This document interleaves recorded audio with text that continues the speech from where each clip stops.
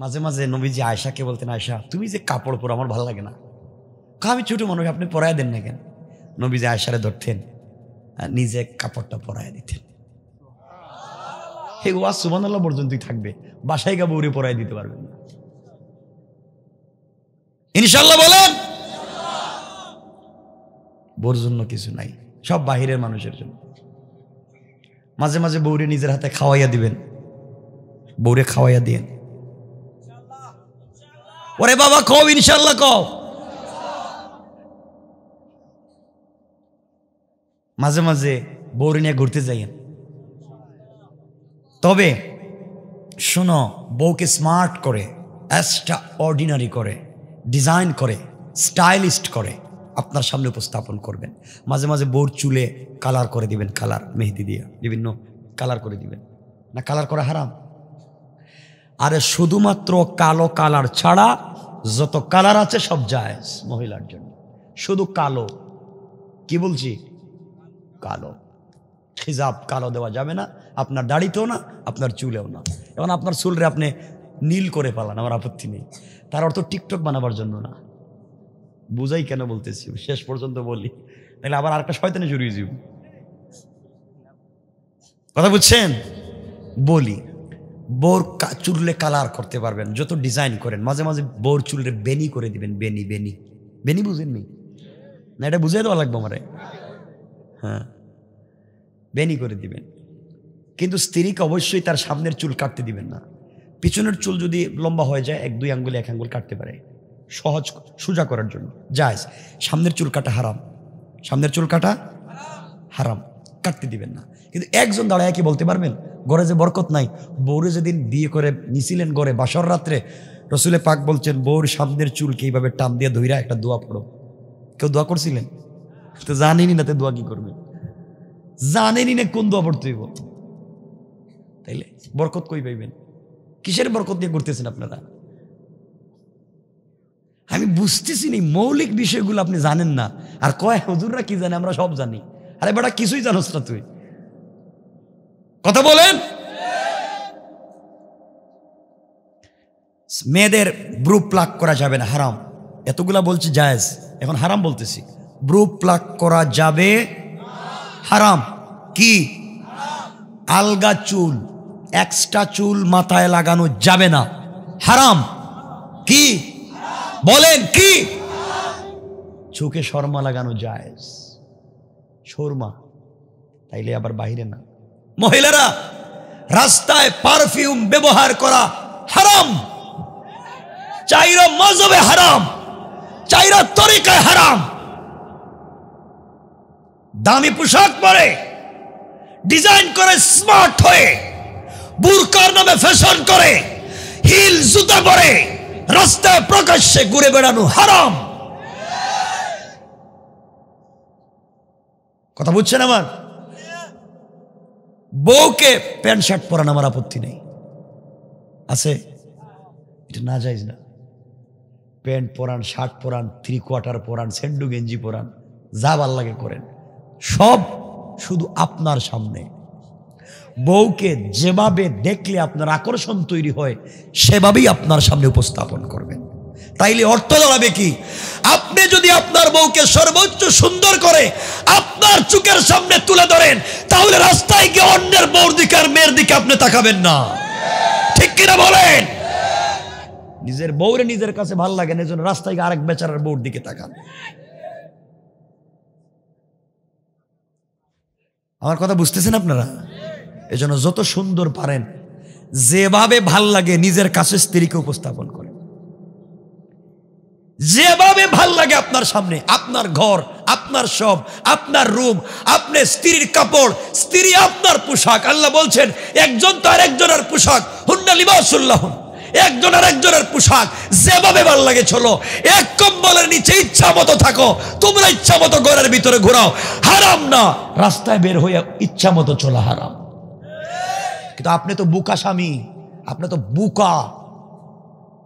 দামি দামি পোশাক কিনে দেন বউরে, দামি দামি কসমেটিক্স কিনে দেন, দামি দামি অর্নামেন্টস জুয়েলারি কিনে দেন, আর বউগুলো রাইখা দেয়। যেদিন পার্টিতে যায়, যেদিন সেন্টারে যায়, যেদিন মার্কেটে যায়, সব পইরা যায়, আর তোমার সামনে এই ছেঁড়া পাঞ্জাবি। কথা বলেন না কেন? ওই ছেঁড়া যেটা গন্ধ করে এটা পরে ঘুমিয়ে যায়। দোষ তো আপনার না, ভুল বলতেছি? দেখবেন অনেক সময় বউ মার্কেটে যায়, কি লিপস্টিক লাগে, বাপ রে বাপ, খুব সুন্দর হয়ে যাইতেছে, স্বামীও সাথে, কিন্তু স্বামী পিছনে, বউ সামনে, আর স্বামী বাচ্চা একটা কুলে নিয়ে করতেছে, বউ সামনে যাইতেছে, এর কোনো খবরই নেই। এগুলো আসছে, থাকলে বলে ওকে আছে। সমাজটা কই গেল? আল্লাহ আপনাদেরকে বাঁচাইছে আজকে, রাত্র বেশি হয়ে যাওয়া, কারণ আমার তো টাইম একটা ঠিক রাখতে হবে। কষ্ট হচ্ছে? একটু হাত দেখেন তো দেখি কার কার কষ্ট হচ্ছে। এত ওয়াজ নসিহত করলাম, এত বাস্তবতা বুঝালাম, কষ্ট হচ্ছে না তো? আলহামদুলিল্লাহ। সবাই বলেন আলহামদুলিল্লাহ। আরেকটা আওয়াজে বলেন আলহামদুলিল্লাহ। কেমনে ওয়াজ করে বুঝাই আপনাদের? এই তো গেলেন রং লাইনে। আমি তো পাবলিকরে বুঝাচ্ছি, আপনাদের খারাপ লাগতেছে আমার কথা?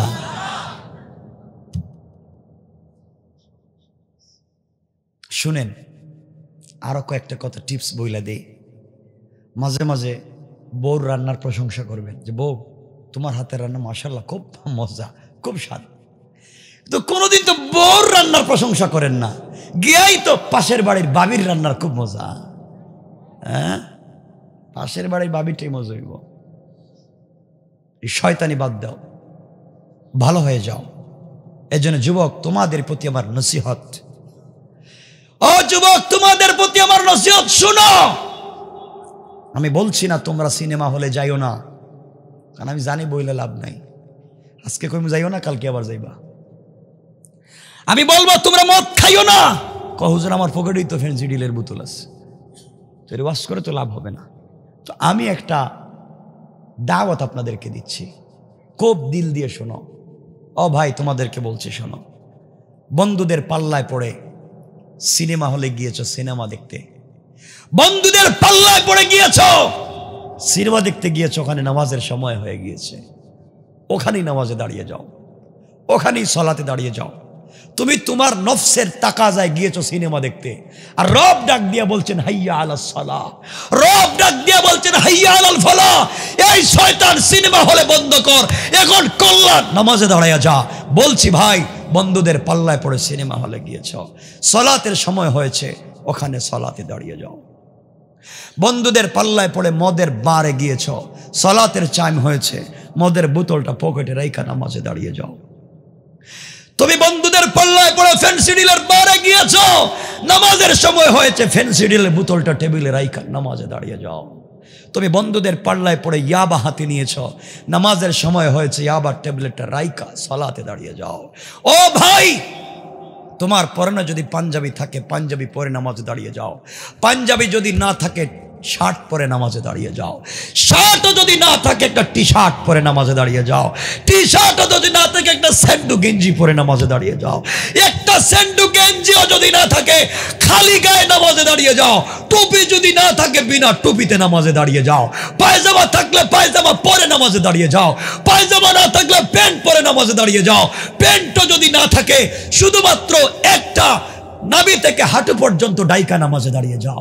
তাও যদি ব্যবস্থা না থাকে, উলঙ্গ হয়ে নামাজে দাঁড়িয়ে যাও। তোমাদের পায়ে ধরে বলে যাই, অন্যায় কাজে গিয়েছো, রবকে ভুলে যাইও না, আল্লাহর হস্তে রবকে ভুলে যাইও না। ভাই, যদি অজুর ব্যবস্থা থাকে, অজু করে সালাতে দাঁড়িয়ে যাও। অজুর ব্যবস্থা না থাকলে তায়াম্মুম করে সালাতে দাঁড়িয়ে যাও। তায়াম্মুমের যদি ব্যবস্থা না থাকে, উলঙ্গ হয়ে বিনা অজুতে নামাজে দাঁড়িয়ে যাও। এরপরও পড়ো সালাত। আল্লাহ বলছেন ইন্না সালাতা তানহা আনিল ফাহশাই ওয়াল মুনকার। একদিন এই সালাত তোমাকে বাঁচাইয়া বাঁচাইয়া, সকল অন্যায় থেকে বাঁচাইয়া আল্লাহ পর্যন্ত পৌঁছাইয়া দিবে ইনশাআল্লাহ। ইনশাআল্লাহ। কথা কি মনে থাকবে আমার? কেমনে বুঝায়, কেমনে বুঝায়? ও ভাই, তুমি নাকি আমেরিকা যাইবে, একটা স্পন্সরের দরকার। লন্ডনে যাইবে, একটা সাপোর্টিং লেটারের দরকার, তোমার টাকা পয়সা নাই, কেউ তোমাকে সাপোর্ট দিচ্ছে না। রব বলছেন কাউরে বলিস না, তুই তো বান্দা আমার, আমি তো রব তোর, কাউকে বলার দরকার নাই, একটাবার আমার কাছে আয়, আমাকে রব বলে ডাক দে, কথা দিলাম যা চাইবে তার চাইতে 1000 গুণ বেশি দেওয়ার ওয়াদা দিলাম। কেন ওখানে যান না? কেন রবের কাছে যান না? এই জন্য আল্লাহকে আসতে যেখানেই থাকেন, যে অবস্থায় থাকেন, সালাত ভুলে যাইও না। কিয়ামতের প্রথম হিসাব কিন্তু সালাত। রাসূলের জিন্দেগির শেষ কথা আসসালাতু আলা ওয়াক্তিহা। হযরত ওমরের খঞ্জরের আঘাতে নাড়ি বুড়ি বের হয়েছে, জ্ঞান ফিরার প্রথম কথা আসসালাতু আলা ওয়াক্তিহা। আমিও বলে যাচ্ছি, সুযোগ পাইলেই নামাজে দাঁড়িয়ে যাইও। নামাজ এক জিনিসের নাম, যে জিনিস ডাইরেক্ট রবের সাথে সম্পর্ক কইরা দেয়।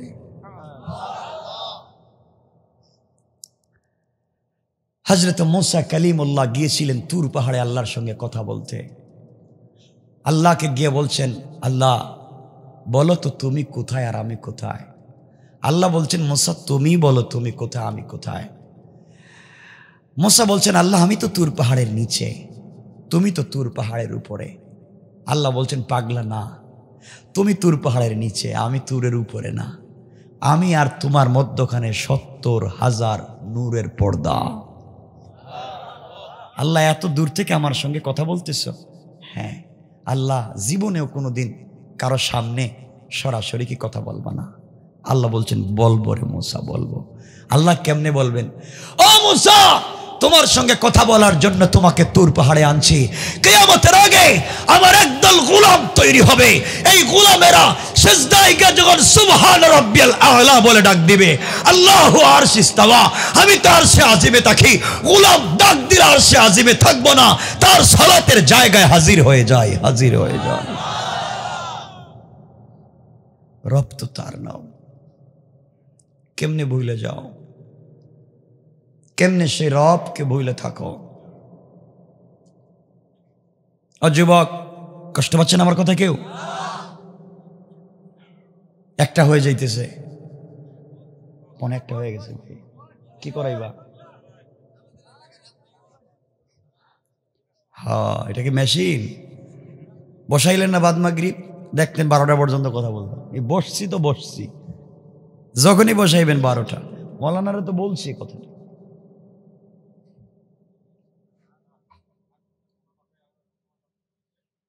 কথা শুনেন ভাই। আচ্ছা, আমার কথাগুলো শুনেন। যুবক ভাই, তোমাদেরকে বলছি, আমিও তোমাদের মতো যুবক।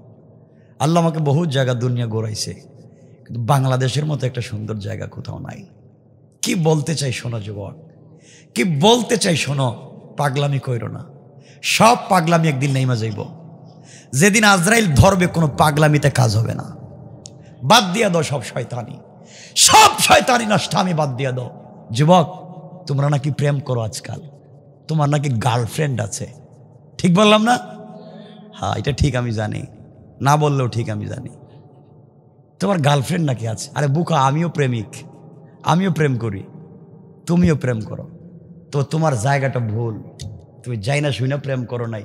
তোমার আবেগ আছে আর আমার বাস্তবতার জ্ঞান আছে।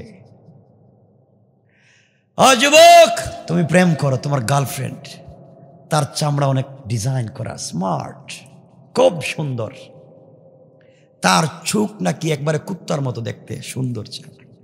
বললাম কি একটা, তাকে দেখতে নাকি তুমি পাগল হয়ে যাও, যার সাথে কথা বলার জন্য সারা রাত জেগে থাকো, মোবাইলের চার্জ শেষ হয়, কথা শেষ হয় না। তুমি পাগলামি করে এই মেয়ের সাথে সম্পর্ক করতে গিয়া মা বাবার সঙ্গে খারাপ ব্যবহার করো, পড়ালেখা বাদ দিয়েছ, শয়তানি করে ঘুরো, মেয়ের কলেজের রাস্তায় গিয়ে ডিস্টার্ব করো। তুমি শয়তানি বদমাইশি শিখেছ। ও বুকা, যার প্রেমে পড়ে সারা রাত নষ্ট করেছ, যার প্রেমে পড়ে পড়ালেখা বাদ দিয়েছ, তুমি জানো আজকে যদি মেয়েটা মইরা যায়, 32 ঘন্টার ভিতরে তার এই সুন্দর চামড়ার থেকে বের হবে পোকা। বলেন না? পোকা, পোকা, এই চামড়া ভুয়া, এই চামড়ায় কত ক্রিম লেগেছে, কত লোশন ব্যবহার হয়েছে, সব ভুয়া, চামড়ার থেকে বের হবে পোকা। ও বোন, তুমি যেই ছেলের প্রেমে পড়েছ, তার স্মার্টনেস দেখে, তার এডুকেশন দেখে, তার চাকরি দেখে, তার টাকা দেখে প্রেমে পড়েছ। আরে বুকা বোন, তুই জানিস না এই ছেলে অত অফিসের কথা বলে তার কলিগকে নিয়ে সেও পার্কে ঘোরাঘুরি করে। কথা বলেন না কেন? হ্যাঁ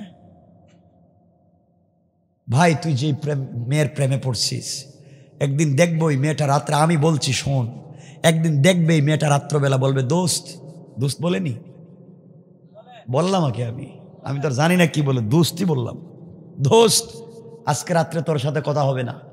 কেন? আমার বড় বোন আসছে, যদি জানতে পারে তাইলে কালকে গুরুস্থানে পাঠিয়ে দেব, তোর সাথে কথা নাই, আমার টেলিফোন বন্ধ পাইবি, টেলিফোন দিস না, আগামীকালকে কথা হবে। এর অর্থ হলো হয়তো আপনাকে ঠকাইয়া আরো কারোর সাথে কথা বলতে পারে। কথা বলেন না কেন? তোমাদের আবেগ আছে কিন্তু বাস্তব জ্ঞান নাই। যুবক, যেই মেয়েটা বিয়ের আগে তোমার সাথে সম্পর্ক করেছে, তোমার সাথে ফিজিক্যাল রিলেশন করেছে, আর 100 জনের সাথে করার সুযোগ আছে,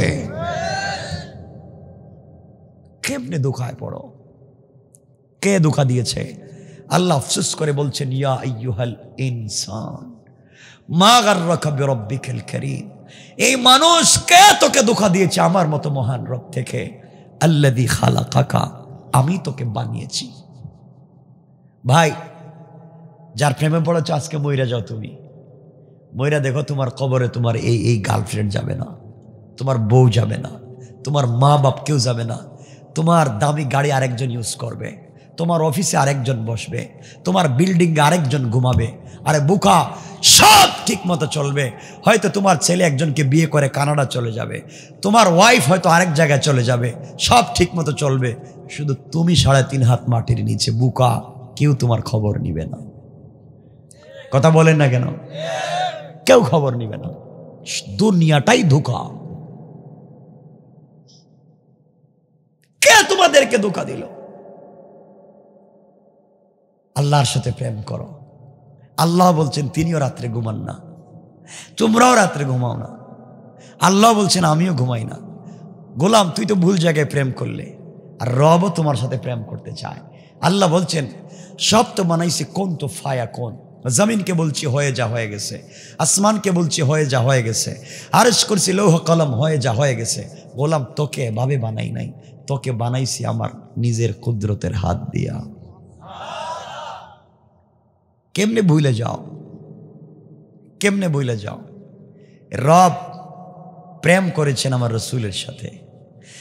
এজন্য আমার নবীকে মাঝে মাঝে ডাক দিয়া বলতেন, ইয়া আইয়ুহাল মুদাসসির, ইয়া আইয়ুহাল মুজাম্মিল, কুম ফানজির, ওয়া রাব্বাকা ফাকাব্বির, ওয়া সিয়াবাকা ফাতাহির। ও চাদরওয়ালা চাদর খোলো, কম্বলওয়ালা কম্বলের নিচ থেকে বের হও। তুমি খাদিজার নিচ কম্বলের নিচে শুয়ে থাকবা। আমি আরশে আজিমে একা একা ভালো লাগে না। লা তাখুযুহু সিনাতুম ওয়ালা নাওম, আমি আল্লাহর ঘুম আসে না, সারা রাত্র জায়গা আছি তোমার সঙ্গে কথা বলতে। বন্ধু, একটাবার বাইর হও, আর একটাবার সুবহান বলে সিজদায় পড়ে আমি রবকে ডাক দাও।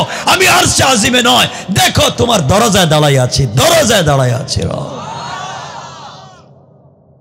রব তো তার নাম। কেমনে সেই রবকে ভুলে যাও? কেমনে সেই রবকে ভুলে যাও? কিয়ামতের দিন বুঝবা সেই রব কোন জিনিস। এই জন্য হায়াতে জিন্দেগি, এখনো বেঁচে আছি আমরা, যারা বেঁচে আছি, বহুত পীর বুজুর্গ যারা মরে গেছেন, ওলিয়া উলিয়া মরে গিয়েছেন, তাদের চাইতে তোমার আমার বহুত দাম বেশি, বহুত দাম আছে। বহুত পীর বুজুর্গ গৌস কুতুব যারা মরে গেছেন, তাদের চাইতে তুমি আমি বহুত দামি। এর কারণ ওরা মরে গিয়েছে, চাইলেও তওবা করতে পারে না, চাইলে তিলাওয়াত করতে পারে না, চাইলে আল্লাহর পায়ে সেজদা দিতে পারে না। আর তুমি গুনাহগার হলেও এখন আল্লাহর পায়ে সেজদা করার সুযোগ আছে।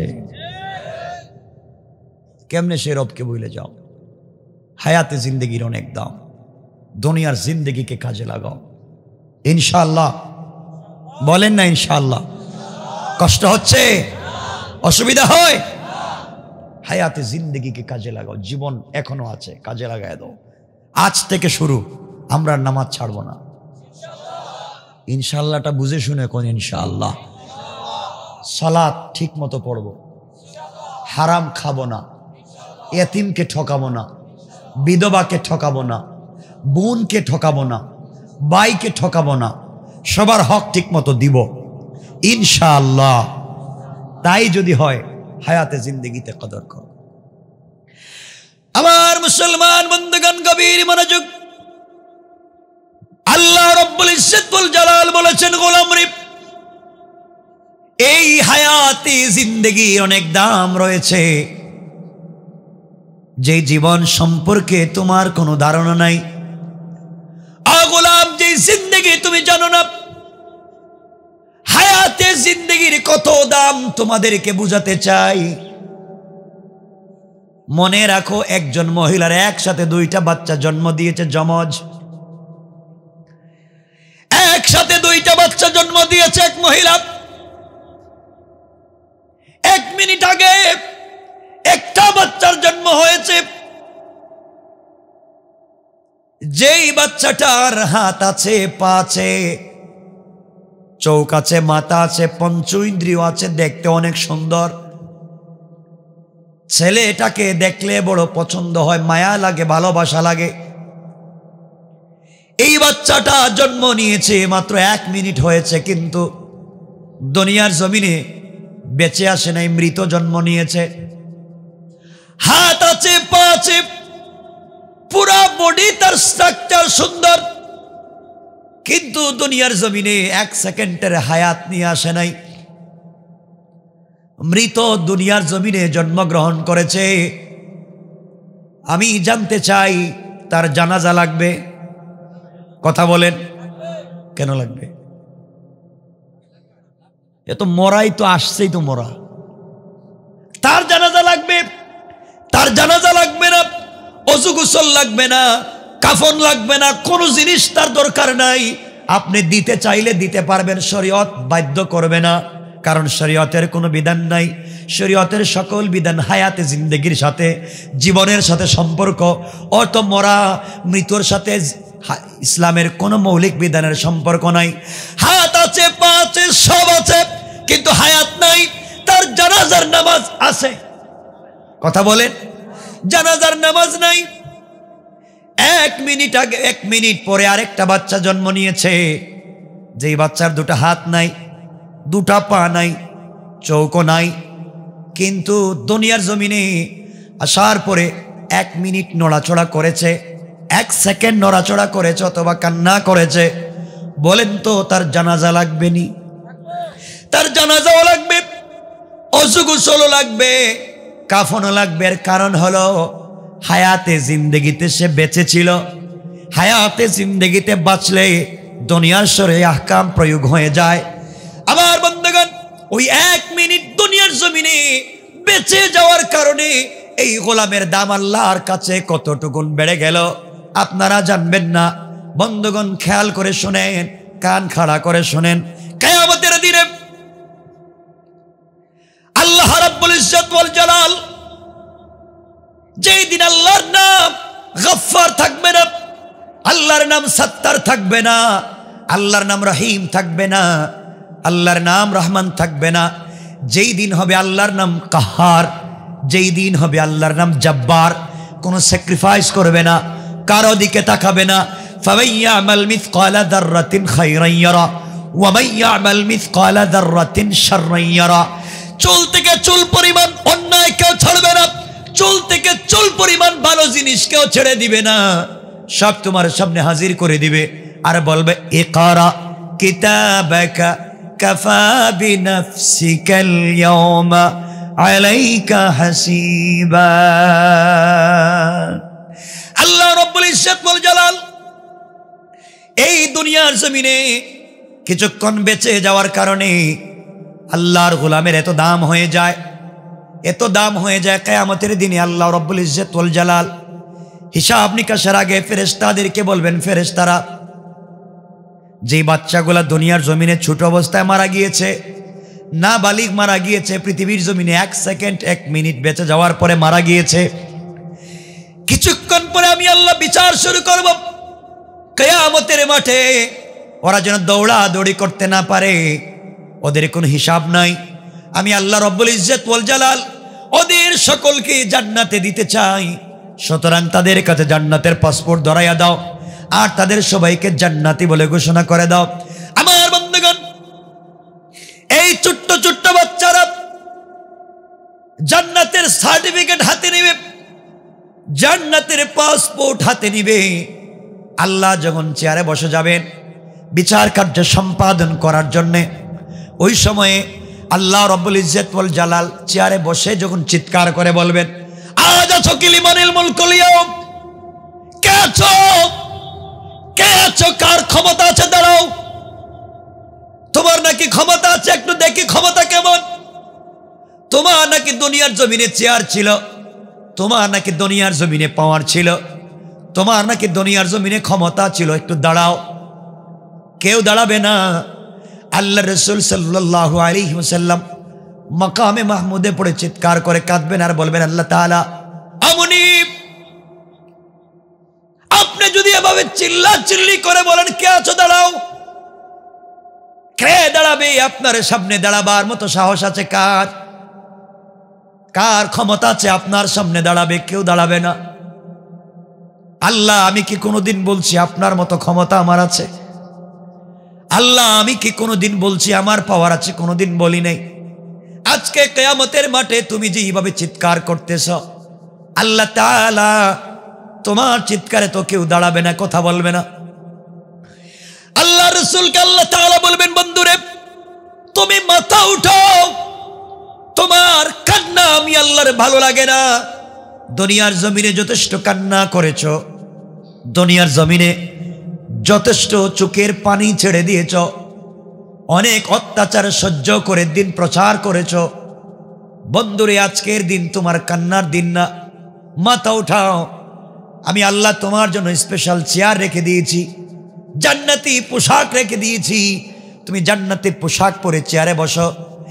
আল্লাহর পয়গম্বর বলেন, আল্লাহ তাআলা মাথা উঠাবো না, আমার কথা তোমার শোনা লাগবে। আল্লাহ রব্বুল ইজ্জত ওয়াল জালাল বলবেন, বন্ধুরে মাথা উঠাবো। আল্লাহ রাসূলকে আল্লাহ তাআলা বলবেন, বন্ধু মাথা উঠাও। আল্লাহ রাসূল বলবেন, কেন মাথা উঠাবো? তোমার কষ্ট হবে আমি জানি, তুমি মাথা উঠাও। আল্লাহর রাসূলকে আল্লাহ বলবেন, বন্ধু কি বলতে চাও তুমি বলো তো, কি জন্য মাথা উঠাচ্ছ না, কান্না করা কেন? আল্লাহর পয়গম্বর ডেকে বলবেন, আল্লাহ তাআলা আমি তোমার কাছে চাই হিসাব শুরু করো, বিচার শুরু করো। কিয়ামতের মাঠ তুমি কায়েম করে রেখে দিয়েছ, এখানে নামাজি বেনামাজি চোর ডাকাত সব মানুষ দাঁড়ায় আছে। বিচার না করা পর্যন্ত জান্নাতি জাহান্নামী বোঝা যাচ্ছে না। আল্লাহ তাআলা সবার তো কষ্ট হয়, বিচার করে যার অন্যায় হয়েছে তাকে আপনি শাস্তি দেন, কিন্তু কিয়ামতের মাঠে আপনি সবাইকে দাঁড় করিয়ে রেখে দিয়েছেন, মানুষের কষ্ট হয়। আল্লাহ বলবেন, বন্ধুরে ওদের আমল নামা দেখে তো আমার লাভ নাই, বিচার করে লাভ নাই, সবগুলাকে জাহান্নামে দেব। ওদের আমল নামা দেখে লাভ কি? আমি আমল নামায় দেখবো সালাত পড়েছে, চুরি করেছে, মিথ্যা বলেছে, আমানতের খেয়ানত করেছে, আমি আল্লাহর বিরুদ্ধে স্লোগান দিয়েছে, হারাম খেয়েছে, অন্যায় করেছে, এগুলা তার আমল নামায় দেখব। এই আমল নামা দেখে তো বিচার করে লাভ নাই, বিনা বিচারে জাহান্নামে দিতে চাই। মনে রাখবা বুখারীর হাদিস, রাসূল পাক সাল্লাল্লাহু আলাইহি ওয়াসাল্লাম আল্লাহকে বলবেন, আল্লাহ তাআলা এভাবে রাগ করার দরকার নাই, আপনি আপনার কাছে এই মুহূর্তে আমি একটা আমল নামা পেশ করতে চাই, আপনি আমল নামাটা একটু দেখেন, পর্যালোচনা করেন, যদি ভালো লাগে আপনি সে আমল নামা দেখে বিচার করবেন, আর যদি ভালো না লাগে আপনি সবাইকে বিনা বিচারে জাহান্নামে দিন। আল্লাহর পয়গম্বর আমলনামা পেশ করবেন, আল্লাহ তাআলা আমলনামা হাতে নেবেন, এক পৃষ্ঠা করে উল্টাতে লাগবেন, কোনো জায়গায় কাটবার জায়গা নাই, এক থেকে শুরু করে শেষ পর্যন্ত যাবেন, কোনো জায়গায় কলম লাগানো যাবে না। আল্লাহ বলবেন, বন্ধুরে কার আমলনামা দিয়েছ? একটা জায়গায় কোনো ভুল নাই, এই আমলনামা দেখে আমি খুশি হয়ে গিয়েছি। আল্লাহর কাছে আমার পয়গম্বর বিশ্ব নবী জনাবে মুহাম্মদ রাসূলুল্লাহ সাল্লাল্লাহু আলাইহি ওয়াসাল্লাম ডাক দিয়ে বলবেন, আল্লাহ তাআলা এটা আমার আমলনামা না, দুনিয়ার কোন পয়গম্বরের আমলনামা না, এটা হলো আমার পাগলা সাহাবী হযরতে আবু বকরের আমলনামা পড়েন সুবহানাল্লাহ। আল্লাহ রাব্বুল ইজ্জতুল জালাল বলছেন, আবু বকরের আমলনামা এত সুন্দর করে আমার সামনে দিয়েছো, বন্ধু আমার মন খুশি হয়ে গিয়েছে, বিচার কার্য শুরু করতে চাই। আল্লাহ তাআলা বিচার শুরু করতে যাবেন। এই ঘটনা অনেক লম্বা, দিকে যাব না। এমন সময় আল্লাহ দেখবেন ছোট্ট ছোট্ট বাচ্চারা দৌড়ায়, ফেরেশতাদেরকে ডাক দিয়ে বলবেন, ফেরেশতারা বলো এই বাচ্চাগুলা দৌড়ায় কেন? এই বাচ্চাগুলা কেনই বা দৌড়ায়? ফেরেশতারা ডাক দিয়ে বলবেন, আল্লাহ তাআলা এদেরকে ডেকে কাছে আনতে পারি।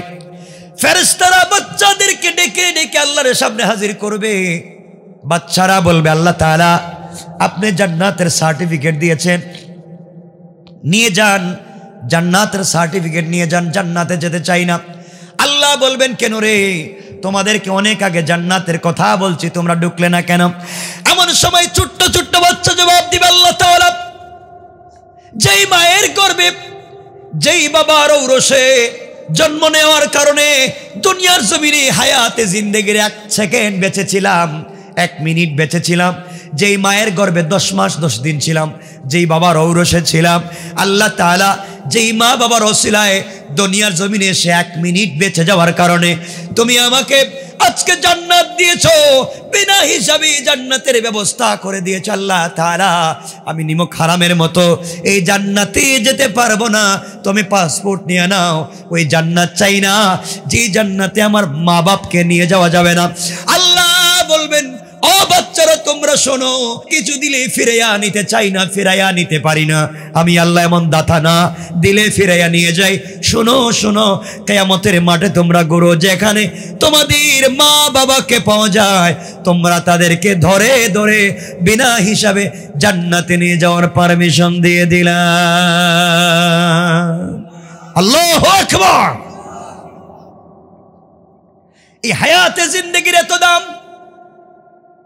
এই জন্যে দুনিয়ার জমিনে যারা 1 মিনিট বেঁচে গিয়েছে, দুনিয়ার জমিনে তাদের অনেক দাম হয়ে গিয়েছে, দুনিয়ার জমিনে তাদের অনেক দাম।